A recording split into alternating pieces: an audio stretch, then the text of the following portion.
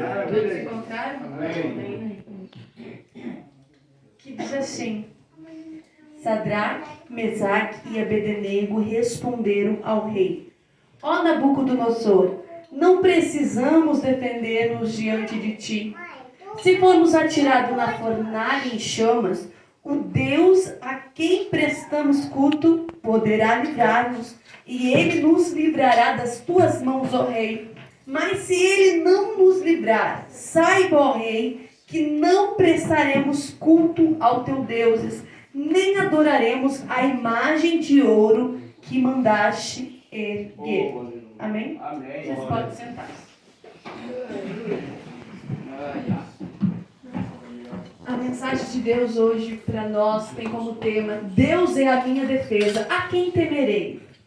Se Deus é a tua defesa, o que é que Ele não pode te livrar? O que pode fazer com que você pensa, acha ou sinta que o teu Deus não pode solucionar tal causa?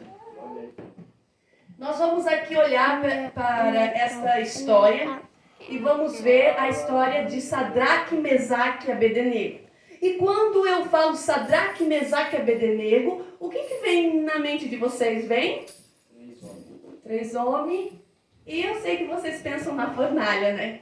Mas agora, se eu falasse o nome Ananias, Mesaque e Azarias, o que viria na sua cabeça?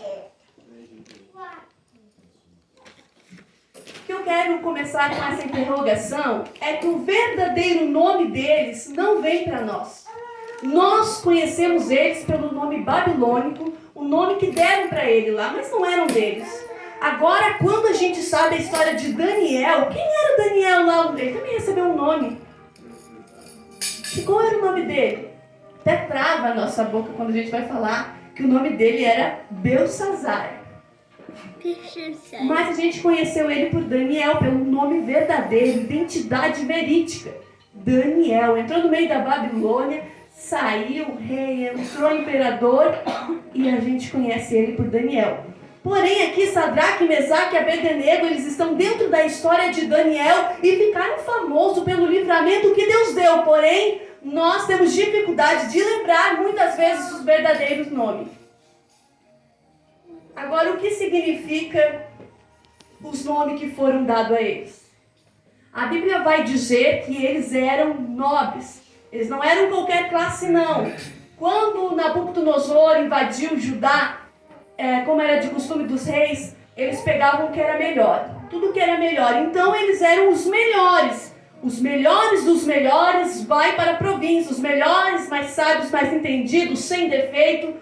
E então, físico, de conhecimento, seja tudo o que for, eram os melhores. E eles foram como escravos. Só que chegando lá, eles vão se encantar com essa beleza. Eles vão se encantar com o conhecimento deles. Eles vão querer saber de onde vem tanta sabedoria que o rei tenta camuflar. Então, o pessoal vai camuflar. Eles não vão ser mais conhecidos como um nome que vai lembrar a origem deles judaica. Eles não vão mais ser conhecidos como um nome que lembra a origem de um Deus deles. Eles tentam apagar a identidade deles, colocando outros nomes para que sejam nomes babilônicos que adorem a divindade babilônica. Porém, isso nós sabemos que não vai interferir. Porém, eu te pergunto, se você está num lugar de escravo, se você está sendo escravizado, se a tua vida está em ruína, não tem mais solução, mataram muitos entes queridos e agora vem uma promoção te elevando a um cargo superior, o que você faria? Continuaria adorando o teu Deus ou você se prestaria a adorar quem te ofereceu um cargo, quem te ofereceu alguma coisa boa em troca de uma vida? E nós sabemos que o Nabucodonosor não sabia qual era o segredo do conhecimento, qual era o segredo que aqueles jovens tinham. E nós sabemos que o segredo era Deus. Porque eles foram ensinados na fé judaica, na história sobre Deus. Então quem conhece Deus é diferente. Quem conhece Deus vai ser destaque aonde for. Mesmo que eles olhem para você e digam, é escravizado lá dos judeus, é escravizado de lá. Não, eles vão olhar e dizer, eles têm nome, eles se destacam. O que podemos aprender é que Daniel, Misael, Mesaque, Azarias e Ananias. Mesaque era Misael, né? Então vamos lá. Misael, Ananias e Azarias e Daniel. Para vocês verem como até eu me confundo e eu quero logo falar os nomes babilônicos deles. Eles são 4 homens que decidiram não se contaminar com o manjar do rei. E o que a gente aprende aqui primeiro é reconhecer o teu lugar. O que Deus fez? São 4 homens que fazem o mesmo propósito. Nós não vamos nos contaminar. Porém, Deus dá para Daniel mais sabedoria do que todos eles. E eles poderiam questionar, Senhor, eu fiz o mesmo sacrifício que Daniel, porque Daniel foi reconhecido superior a nós. E Deus exaltou Daniel superior a eles. E aí está uma coisa, você aceitar quem você realmente é e não se comparar, porque Deus não te chamou para comparar. Você é corpo. Oh, glória, aleluia! Querer ser pé e o pé querer ser mão, que vai acontecer? Nós temos que aceitar o que fomos chamados. Se é para ser mão, nós vamos ajudar a levantar. Mas se nós somos o pé ou a perna, nós vamos caminhar em união. Aleluia! O que nós vemos agora é que eles aceitaram, eles jamais vão questionar e vão andar junto. Daniel vai ter um cargo elevado que o rei fica acima dele. Rei Daniel. Ele foi exaltado com conhecimento por Deus e pelos homens. O rei vai colocar ele depois dele.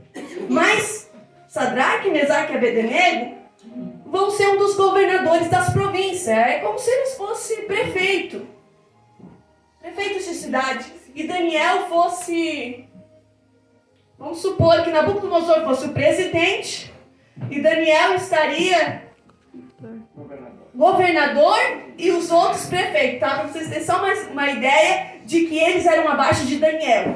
Conhecimento junto, orando junto, sacrificando junto, mas Deus não deu para eles o que deu para Daniel. E nós devemos aceitar e aprender com quem Deus deu. Aleluia. E agora, você já se perguntou se todos que estavam ali tinham que adorar, cadê o Daniel?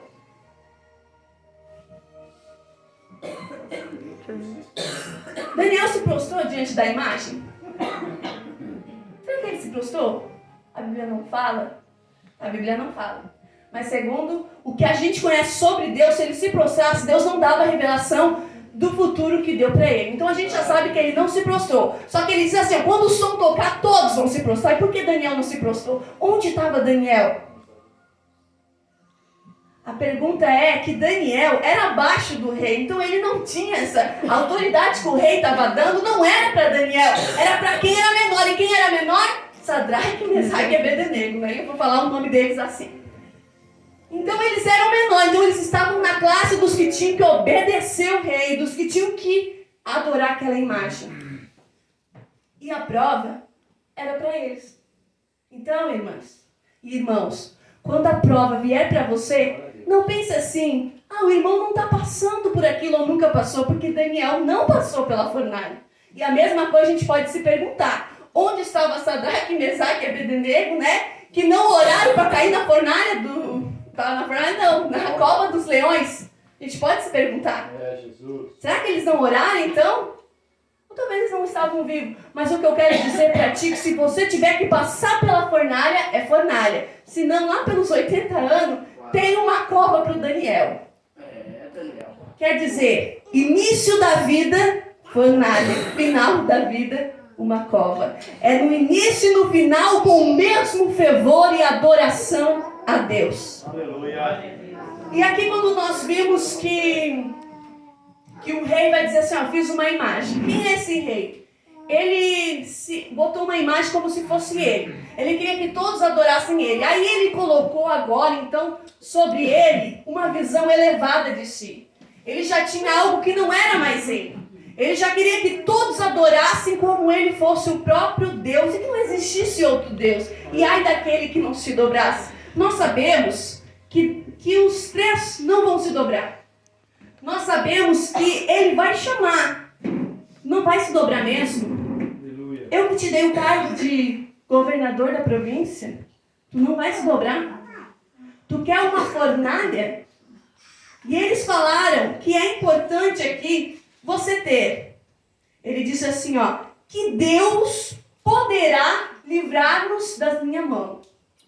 Aí ele coloca a dúvida, o medo sobre a tua vida. Se você não fizer o que eu quero, onde está o teu Deus para te defender? Quantas vezes alguém disse, onde estava Deus porque deixou acontecer tal coisa? Porque deixou você passar pelo luto? Onde estava Deus? Deus estava no mesmo lugar que Ele sempre esteve. Porque o que nós temos que saber, que se Deus quiser fazer, Ele vai fazer. E se não fizer, tu tem que continuar adorando. Porque o que resta para o ser humano é céu ou inferno. Então não adianta nós querer ficar bravo com Deus. Adianta nós querer dizer, Deus, por que tu não fez? E o que é importante, nós temos a mesma missão, o mesmo objetivo que os três que estavam ali diante de uma fornalha, é que eles falaram assim, ó, nós não precisamos nos defender. Eu não preciso te responder. Quantas vezes vão perguntar sobre a tua doutrina?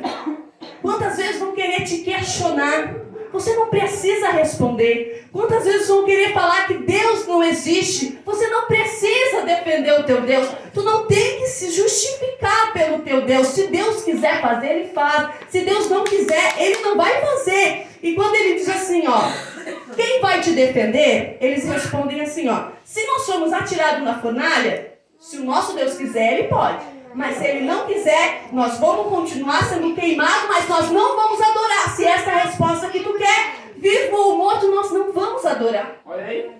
E o que é a fornalha? O que é a fornalha que iria tirar eles? Eles estavam em bom estado para ser atirados na fornalha. Porque a gente sabe que eles ofereciam, os outros povos ofereciam pessoas nas fornalhas para deuses. E ali, quando Nabucodonosor eleva aqueles jovens, eles têm uma fornalha para entrar. E eles poderiam continuar governadores se não entrassem na fornalha. Nabucodonosor não ia tirar, talvez, e até deixar mais tempo. Isso é a visão humana. Na visão humana, se você aceitar a fornalha, você perde um cargo.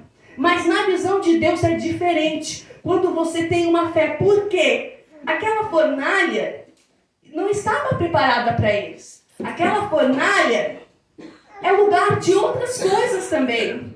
Fornalha é lugar de fazer com que o ouro tenha forma, de colocar o vaso, né, depois de moldado. Porém ali eles queriam sacrificar eles. Não quer adorar? Agora eu vou te colocar em sacrifício. Porém, quando nós temos fé em Deus, nosso corpo, nossa mente é um sacrifício vivo. E o fogo não consome, porque o fogo de Deus é diferente. É o fogo que vai arder no teu coração. Mas a tua veste Ele vai cuidar. Mas o teu cabelo Ele vai cuidar, porque não vai queimar nem a tua pele. Então a escolha de entrar, e nós sabemos que eles estavam olhando. Então a fornalha tinha uma visão que eles podiam olhar. E o mundo está te observando.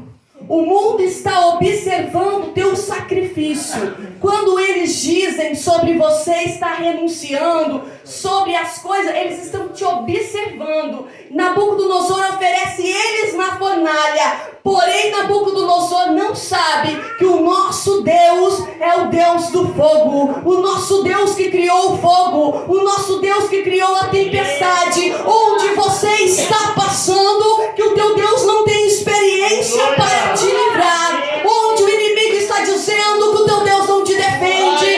Onde o inimigo está te acusando. Chega de dizer quem vai me defender. Diga, Deus é a minha defesa. Ainda que esteja difícil a minha situação, ainda que a dificuldade bata a minha porta, ainda que eu pedi, sonhei, não se realizou, o inimigo não pode tocar na tua intimidade com Deus. O inimigo não pode tocar na tua fé. Aleluia. A nossa fé é provada. Então não adianta dizer eu amo Jesus, vai ser provado o teu amor. Eu creio em Jesus, vai ter uma fornalha ou uma cova para dizer se realmente tu crê. Qual é o nosso objetivo? Céu. Nosso objetivo é o céu. Se o teu objetivo é o céu, não importa o que tu tenha que fazer aqui. Se alguém vai te matar, se o teu objetivo é o céu, morra salvo. Ah, mas que humilhação. É uma humilhação mesmo para eles. Todo mundo assistindo, eles dentro da fornalha. É uma humilhação. Naquele momento parecia que Deus não estava defendendo. Porém, quem chegava perto para olhar viu, não. Tem 4 ali.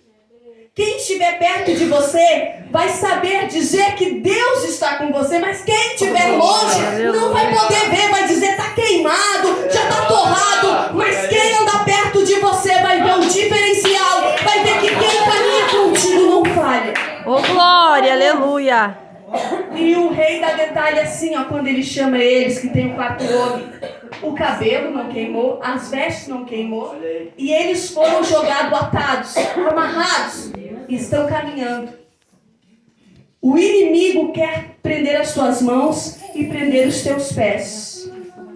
Mas tu não tens por que se preocupar, porque o teu Deus vai caminhar contigo. É Ele que vai tirar as correntes de maldições. É Ele que vai desatar tudo que foi preso para a tua vida não prosperar, para teus sentimentos sempre estarem amarrados, entristecidos. O Deus que caminha contigo é fogo consumidor, não para te queimar, para fazer arder, mas para te transformar.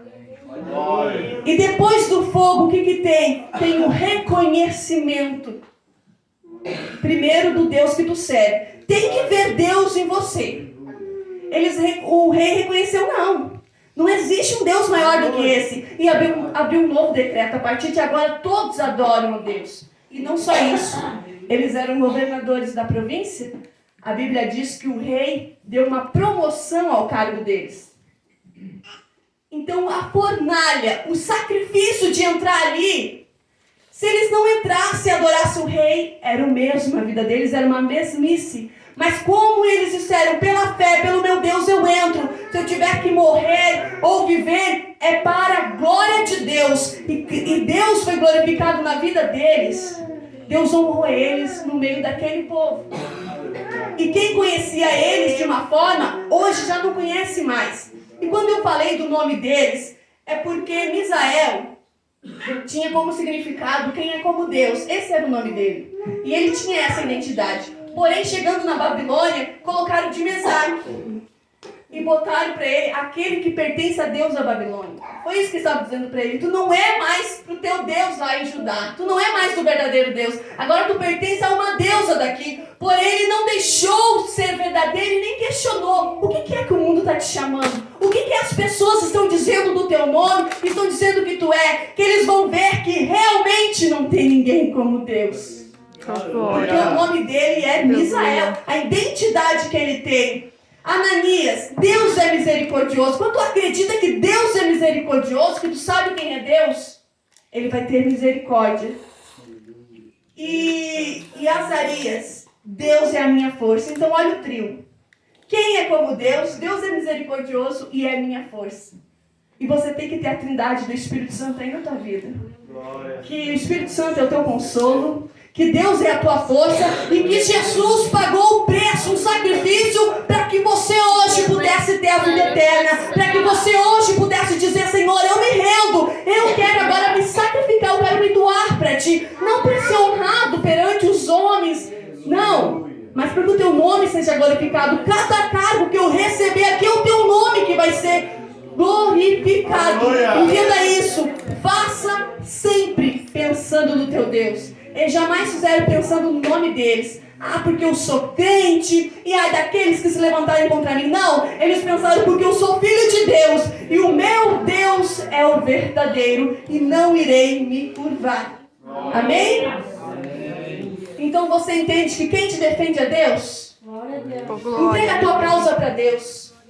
Se na fornalha tiver que ficar 1 ou 2 dias, entenda uma coisa. Que na fornalha só vai crente que está moldado, tá? Deus não coloca lá vaso quebrado. Vaso quebrado fica na mão do oleiro. Então, estou passando na fornalha, não está nada. Está sendo moldado. Muitas vezes é isso que acontece com nós.